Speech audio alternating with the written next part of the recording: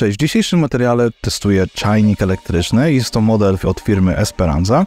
I czajnik kupiłem za własne pieniądze, ponieważ mój, który kupiłem wcześniej szklany, po kilku latach przestał się włączać i to zmotywowało mnie do tego, żeby kupić dla siebie nowy sprzęt. Ale jak to zawsze bywa, nie wiedziałem co kupić i w sklepach jest oczywiście bardzo duży wybór. Różni się od siebie nie tylko wyglądem, ale także pojemnością, jakimiś dodatkowymi funkcjami. Natomiast postanowiłem sprawdzić, co wy najczęściej kupujecie. No i kupiłem dokładnie ten sam model, żeby przetestować go w praktyce i zobaczyć, czy faktycznie ten sprzęt jest tak dobry, jak oceniacie go w internecie. Zapraszam do recenzji. Czajnik Esperanza jest czajnikiem szklanym z takimi wstawkami inox. Ma on całkowitą pojemność 1,8 litra, natomiast to, co najbardziej go odróżnia od konkurencji, jest to, że ma wbudowany tak jakby termometr, który mierzy na bieżąco temperaturę wody. No i oczywiście ma kilka trybów działania. Po podłączeniu go do prądu może on oczywiście ugotować wodę, czyli tradycyjnie zagotować ją do temperatury 100 stopni Celsjusza, ale także mamy specjalny przycisk, w którym możemy wybrać sobie konkretne ustawienia temperatury wody. Jeżeli lubicie pić różne napary ziołowe, herbaty, na przykład herbaty czarne, owocowe, białe, zielone, czarne, to z pewnością zauważyliście, że producenci różnych herbat zalecają, aby zalewać je wodą o temperaturze i tutaj właśnie czasami jest to 70 stopni, 80, 85, 90, ale też 100 stopni, czyli temperaturą wrzenia wody. I najczęściej do tej pory wyglądało to tak, że kupowaliśmy herbatę, żeby spróbować jej nowego smaku, no i po prostu nastawialiśmy czajnik.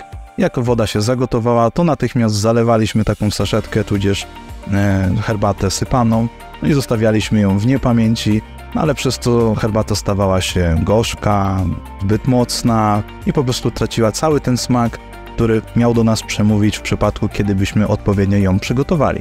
No i właśnie z tego powodu wielu producentów zaczęło stosować specjalne rozwiązania, na przykład w takich czajnikach jak ten, czyli możecie sobie wybrać temperaturę wody, do jakiej ma ta woda zostać podgrzana, bo już nie zagotowana, bo nie jest to 100 stopni Celsjusza.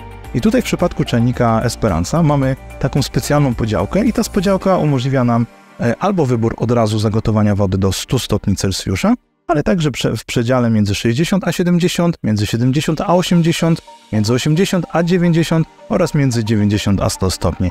I tutaj takim minusem jest to, że nie możemy konkretnie wskazać, jaką temperaturę wody chcemy, tylko możemy oscylować w granicach tych przedziałów. Zmieniamy po prostu klikając i czajnik informuje nas o wybranym przedziale zarówno kropką na rączce urządzenia, a tych kropek jest dokładnie 4, oraz podświetleniem LEDowym tutaj już samego szklanego czajnika. I muszę przyznać, że początkowo byłem lekko taki zdezorientowany, ponieważ wcześniej miałem czajnik kupiony w Lidlu, również szklany, również z podświetleniem LEDowym i tam podświetlenie LEDowe służyło trochę do innych celów, mianowicie informowało nas o tym, jaką temperaturę wody aktualnie ma czajnik. Jeżeli zalewaliśmy czajnik wodą i go włączaliśmy, to automatycznie pojawiał się kolor bodajże zielony, oznaczał to, że woda nie jest jeszcze gorąca, więc w teorii jak dotkniemy, to nic sobie nie powinniśmy zrobić żadnej krzywdy. I w ramach jak ta woda się podgrzewała, kolor podświetlenia zmieniał się tam z zielonego na żółty, pomarańczowy, aż czerwony, który oznaczał, że temperatura jest bliska temperatury wrzenia, czyli 100 stopni Celsjusza. Tutaj domyślnym kolorem jest kolor czerwony, jest on przypisany do zagotowania wody w 100 stopniach Celsjusza, czyli w temperaturze wrzenia wody, czyli takim de facto ostrzeżeniem, ale jak nalejecie wodę zimną i włączycie urządzenie, to cały czas ono świeci się na czerwono, dlatego tutaj miałem taki dylemat, ponieważ poprzednie urządzenie robiło zupełnie co innego. Natomiast dopiero jak zmieniacie temperaturę, z którą chcecie tą wodę podgrzać, no to w zależności od tego, jaką temperaturę wybraliście, to zmienia się kolor podświetlenia i tak jak się już możecie domyślać, ten kolor jest obecny cały czas do momentu aż ukończenia podgrzewania wody. Więc tutaj jest taka rzecz, którą też zwróciłem uwagę, ale wynika to głównie z tego, że byłem przyzwyczajony do innej rzeczy. To, na co zwróciłem uwagę, to, że urządzenie jest całkiem ładne, ładnie prezentuje się też w naszej kuchni, czyli tak jak w moim przypadku w łazience, bo akurat trzymam czajnik w łazience. Natomiast nie podoba mi się taki trochę owalny kształt samego czajnika, gdzie jego tak jakby środkowa część jest najbardziej poszerzona, natomiast sama góra się zwęża, przez to, że jeżeli wlewamy wodę, to jeżeli trzymamy czajnik pod kątem, a najczęściej tak wlewamy wodę, że czajnik delikatnie trzymamy pod kątem, no to ciężko jest tutaj trafić w tą idealną przedziałkę maksymalnej poziomu wody i najczęściej po prostu wlewam więcej i odlewam, aż nie wyrównam tej wody do maksymalnego poziomu. Dlaczego jest to ważne? Bo jak wlejemy za dużo wody, to w momencie gotowania ona po prostu będzie chlapała i wylewała się z czajnika więc może to być nawet po prostu niebezpieczne, jeżeli będziemy stali blisko samego czajnika. Co mi się nie spodobało w przypadku Esperancy? No tutaj też zwracam uwagę na to samo co wy, czyli mianowicie w momencie, kiedy odstawiamy czajnik na podstawkę, słyszymy głośne piknięcie, jest to irytujące, wkurzające i nie da się tego wyłączyć. Ja wstaję akurat przed wszystkimi, więc robię sobie herbatę, ale oczywiście słychać, kiedy to robię, bo czajnik sobie po prostu piszczy. Natomiast po ukończeniu samego procesu gotowania oczywiście też słyszymy piknięcie. To jest fajne i niefajne. Fajne, no bo wiemy, że się woda zagotowała, a niefajne, bo no nie da się tego po prostu wyłączyć. Oczywiście przełączenie między trybami z poszczególną temperaturą wody też sygnalizowane jest głośnym piknięciem.